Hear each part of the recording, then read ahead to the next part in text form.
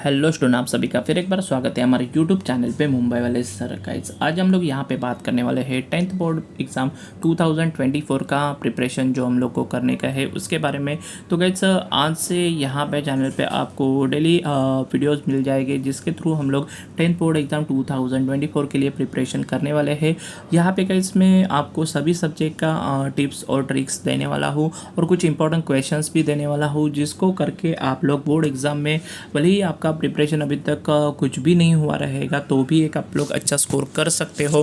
90 plus score करने के लिए यहाँ पे मैं आपको गाइज टिप्स और ट्रिक्स देने वाला हूँ, साथ ही साथ कुछ इंपॉर्टेंट क्वेश्चन भी देखेंगे। और गाइज मैं यहाँ पे कुछ मॉर्निंग में सेशन भी लेने वाला हूँ डेली के बेसिस पे, जिसके थ्रू हम लोग गाइज यहाँ पे डेली जो भी बोर्ड एग्ज़ाम से रिलेटेड क्वेश्चन है या इंपॉर्टेंट सेशंस है वो डिस्कस करेंगे, उसके ऊपर सोल्यूशन देखेंगे और आपके जो भी डाउट्स रहेंगे गाइज वो यहाँ पे क्लियर होने वाले हैं।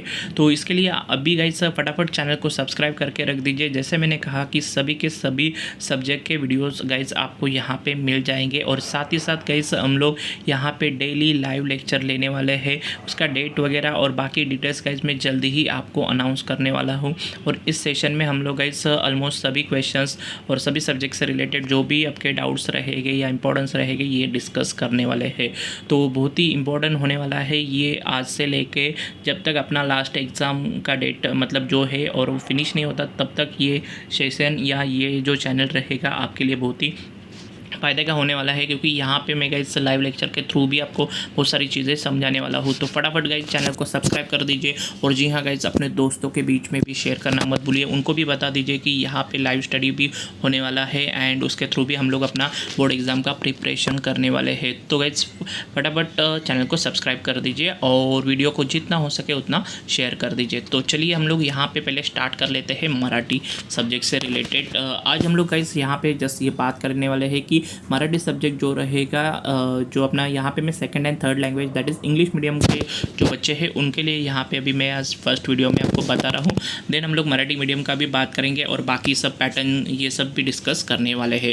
तो चैनल को सब्सक्राइब करके रख दीजिए। तो चलो यहाँ पर मैं सेकेंड एंड थर्ड लैंग्वेज, जैसे मैंने कहा कि ये इंग्लिश मीडियम वालों के लिए है, इस पेपर का हम लोग पैटर्न वगैरह थोड़ा समझ लेंगे और कुछ आइडिया और कुछ टिप्स मैं यहाँ पे आपको देने वाला हूँ जिसके थ्रू गाइज आप लोग एक अच्छा स्कोर कर सकते हैं। फर्स्ट ऑफ ऑल गाइज यहाँ पे अगर आप लोग देखोगे तो यहाँ पे जो आपके मार्क्स रहेंगे ये 80 मार्क्स का पेपर रहेगा जिसके लिए आपको 3 घंटे का टाइम दिया गया है। ये चीज़ें तो आपको अच्छी तरह से पता रहेगी, लेकिन यहाँ पे कुछ गाइज इंस्ट्रक्शन है ये आपको अच्छी तरह से पता होने चाहिए। तो इंस्ट्रक्शन क्या है यहाँ पे मैं आपको बता देता हूँ।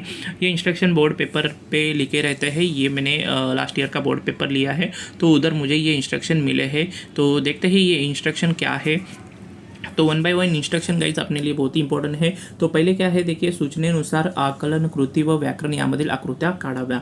मीन्स जहाँ जहाँ पे गाइज आपको डायग्राम के थ्रू एक्सप्लेनेशन करने का रहेगा वहाँ पे आपको डायग्राम्स वगैरह निकालने पड़ेंगे। जैसे कि गाइज आप लोग यहाँ पे देख सकते हो, कुछ जगह पे आपको डायग्राम वगैरह देख सकते हैं, जैसे कि यहाँ पे आपको दिखाई दे रहा है। तो ये चीज़ें गाइज आपको करने की है, जहाँ पे भी आपको डायग्राम वगैरह या जो भी चीज़ें है लग रही है तो आपको यहाँ पे बनानी पड़ेगी और उसके थ्रू ही आपको अपना आंसर कंप्लीट करना पड़ेगा। तो ये आपका गाइस फर्स्ट पॉइंट है। देन सबसे इंपॉर्टेंटली बात ये रहती है कि मोस्ट ऑफ द बच्चे पूछते हैं कि ये डायग्राम कैसे निकाले, पेन से निकाले या पेंसिल से निकाले। तो उसके रिलेटेड भी यहाँ पे गाइस आपको बताया है कि आकृत्या पेनानेच काढाव्या। ओके, पेननेच काढाव्या मीन्स अपना जो भी पेन है जिससे आप लोग लिखने वाले हैं उससे ही आप लोग को ये डायग्राम निकालने के हैं, मतलब आपको कुछ अलग से करने की ज़रूरत नहीं है। तो ये भी हमारे लिए एक इम्पॉर्टंट फैक्टर है। देन दूसरा है, उपयोजित लेखनातील कृतीसाठी सूचना निवेदन आकृतीची आवश्यकता नाही, तसेच या कृती लिहून घेऊ नये। मीन्स उपयोजित लेखन मीन्स गाइस जो आपका राइटिंग स्किल रहता है, उपयोजित लेखन मीन्स अपना जो राइटिंग स्किल जिसमें ऐसे वगैरह रहेगा या स्टोरी राइटिंग वगैरह ये सब चीज़ें रहती है, इसके बारे में गाइज हम लोग नेक्स्ट सेशंस में देखने वाले हैं। तो जैसे मैंने कहा कि ये चैनल आपके लिए बहुत ही इंपॉर्टेंट होने वाला है। तो फटाफट गाइज वेट मत करिए, चैनल को सब्सक्राइब करिए और वीडियो को लाइक और शेयर करना मत भूलिए। तो यस गाइज यहाँ पे पता है उपयोजित लेखन। यस, उपयोजित लेखन में क्या होता है, कभी कभी गाइज इसमें आपको अलग अलग डायग्राम वगैरह या अलग अलग पॉइंट्स वगैरह दिए जाते हैं, तो इसको लिखने का नहीं है, ये आपको यहाँ पे बताया गया है। तो जस्ट मैं आपको बता देता हूँ कि ये कहाँ पे आपको मिल जाएगा। ये देखिए, ये कुछ इस तरह से अगर लेटर राइटिंग वगैरह रहेगा तो देखिए ऐसा बॉक्स वगैरह बनाया है। तो ये सब जो चीज़ें हैं गाइस, ये आपको यहाँ पे बनाने की नहीं है या इसको आपको ड्रॉ करने का नहीं है। आपको सिंपली आपका जो भी लेटर राइटिंग है या जो भी ऐसे राइटिंग है या बातमी लेखन जो भी रहेगा, यह आपको करने का है। तो इसका आपको डायग्राम वगैरह ये सब चीज़ें करने की नहीं है, ये आपको इस इंस्ट्रक्शन में बताया गया है। आई होप कि आपको ये भी पॉइंट अच्छी तरह से समझ में आया रहेगा कि यहाँ पे क्या बताया गया है। ओके, तो यहाँ पे क्लियरली है कि इसका कृति पण लिहायची नहीं है, मीन्स जो आप लोग का क्वेश्चन रहता है वो भी लिखने का नहीं है, डायरेक्टली स्टार्ट करने का। मतलब क्या होता है, बहुत बार बच्चे जो स्टोरी वगैरह रहता है उसके जो पॉइंट्स दिए रहते हैं तो पॉइंट्स लिखते हैं, तो पॉइंट्स लिखने का नहीं है। या कृति लिहून घेऊ नये, मीन्स कृति नहीं लिखने का है, आपको डायरेक्टली उसका जो आंसर है, दैट इज जो भी स्टोरी रहेगा, बातमी रहेगा, ऐसे रहेगा, वो डायरेक्टली आपको लिखने का है। आई होप कि आपको ये समझ में आ रहेगा। चलो नेक्स्ट वाला हम लोग बात कर लेते हैं विभाग 5 मीन्स उपयोजित लेखन, जैसे अभी मैंने वो बताया। ओके, प्रश्न क्रमांक 5.2 सारांश लेखन या घटकांसाठी गद्य विभागातील प्रश्न क्रमांक 1 ईचे अपठित उतारा वाचून त्या उताराचा सारांश लिहावायचा आहे।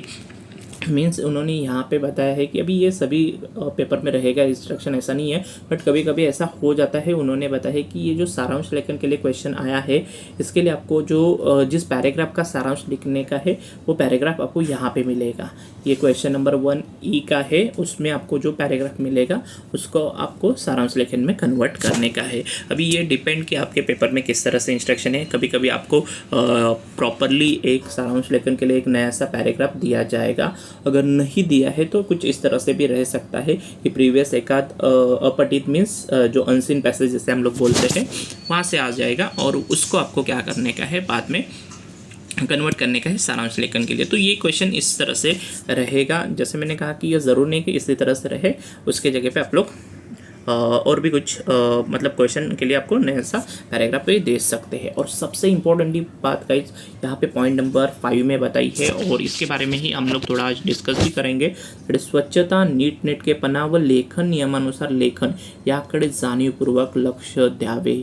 ओके, तो यहाँ पे क्लियरली गाइस आपको बताया गया है कि जो आपका हैंड राइटिंग रहेगा गाइस, ये अच्छी तरह से रहना चाहिए, उसके साथ वो गुड हैंड राइटिंग रहना चाहिए, मीन्स आपका स्पेलिंग मिस्टेक वगैरह नहीं रहना चाहिए। और यस, आप लोग को भाई इसमें ग्रामर भी हैंडल करने का है। मतलब most of the time English medium के जो स्टूडेंट्स रहते हैं उनको जो सेंटेंस क्रिएशन रहता है उसमें ग्रामर का बहुत मिस्टेक रहता है, एंड उसके वजह से पूरा सेंटेंस का मीनिंग भी बदल जाता है।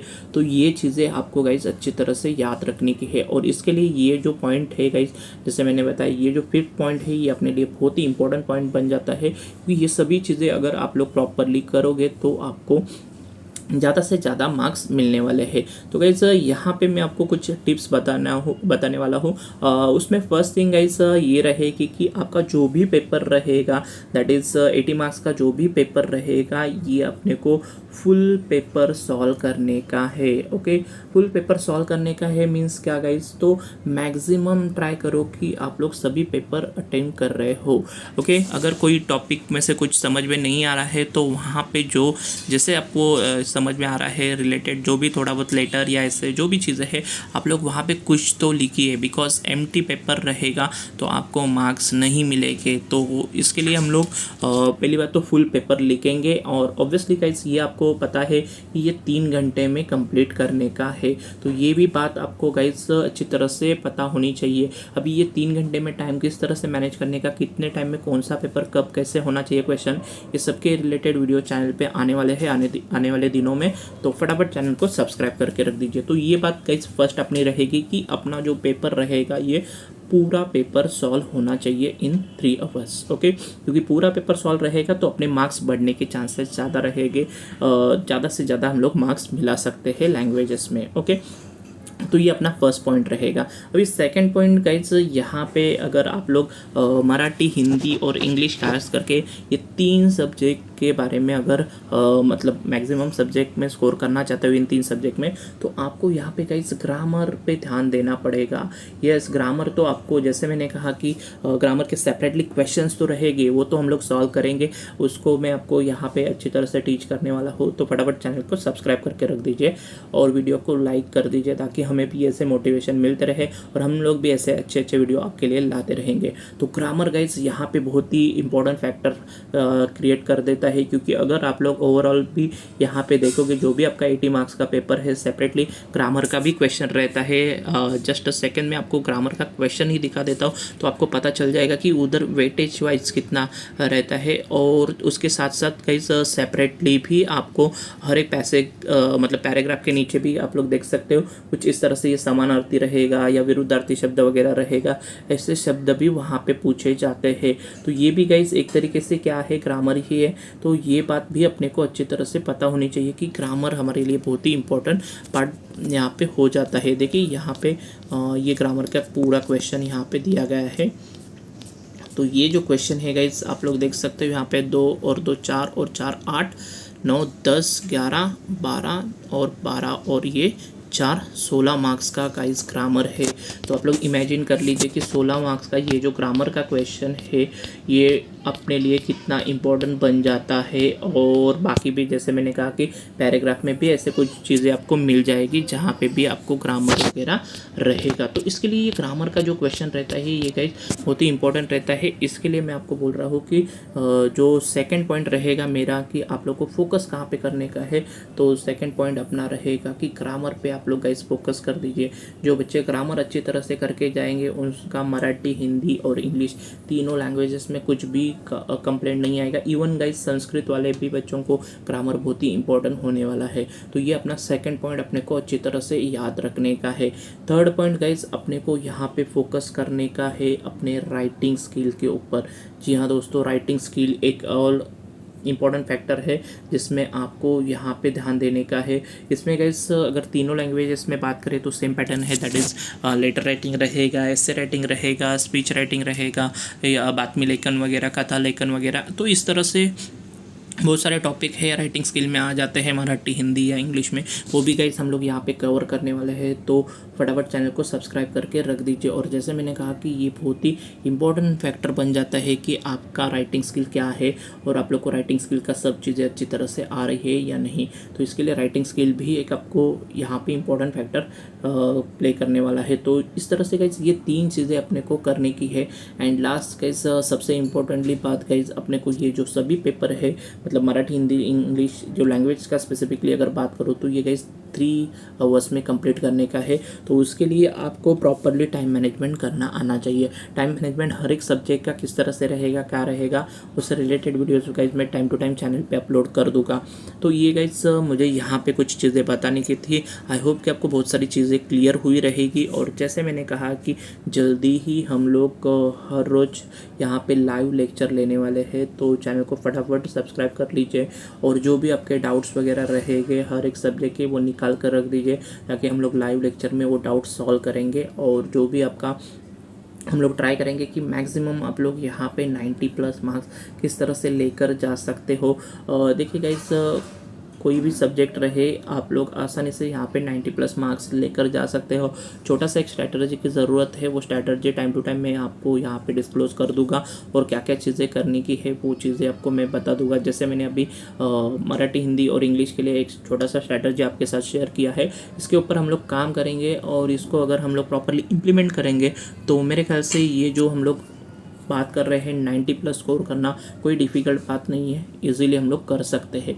और रहा सवाल गाइस एसएस का, साइंस का और मैथमेटिक्स का, तो गाइस एसएस के लिए आपको मैक्सिमम बाइट करना चाहिए, मैक्सिमम आप लोग क्वेश्चन आंसर बाइट कर दीजिए। सेम गाइस साइंस के लिए भी आपको मैक्सिमम क्वेश्चन आंसर बाइट करने चाहिए। और उसके साथ और भी कुछ टिप्स ट्रिक्स है, ये मैं आपको इसके टाइम पे शेयर कर दूंगा। और सबसे इम्पोर्टेंटली और एक गाइस इंपॉर्टेंट सब्जेक्ट है हमारे पास, that is mathematics. Yes guys, mathematics में भी बहुत सारे बच्चों को प्रॉब्लम आता है और बहुत सारे बच्चे यहाँ पे फेल होते हैं। लेकिन गाइस इसके लिए भी मैं कुछ इंपॉर्टेंट क्वेश्चन भी आपके साथ शेयर शेयर करूँगा और ये इंपॉर्टेंट क्वेश्चन हम लोग लाइव लेक्चर में सॉल्व भी करेंगे। तो ये जो सॉल्व करेंगे तो इससे हम लोग को बहुत ही फ़ायदा होगा और आपके जैसे मैंने कहा कि मैथमेटिक्स में भी अच्छे नंबर आ जाएंगे। आई होप कि आपको ये चीज़ें अच्छी तरह से समझ में आ रहेगी गाइज। तो मैंने क्या क्या बोला वो समझ में आ रहेगा, तो फटाफट चैनल को सब्सक्राइब करके रख दीजिए, वीडियो को लाइक कर दीजिए, शेयर कर दीजिए और आपके जो भी डाउट्स रहेंगे या जो भी सब्जेक्ट से रिलेटेड कुछ भी पॉइंट्स आपको अगर चाहिए रहेगा तो मुझे फटाफट कमेंट कर दीजिए। बाकी लाइव लेक्चर कब से कब स्टार्ट होने वाले हैं, कौन से टाइमिंग पे होंगे, ये सब चीज़ें मैं जल्दी ही आपको यहाँ पे अपने चैनल पे बता दूंगा और साइमल्टेनियसली मेरे कम्युनिटी में पोस्ट भी डाल दूंगा। आई होप कि आज के लिए ये जो पार्ट बताया है वो अच्छी तरह से समझ में आया रहेगा। तो बस गाइस आज के लिए इतना ही रहेगा। Thank you.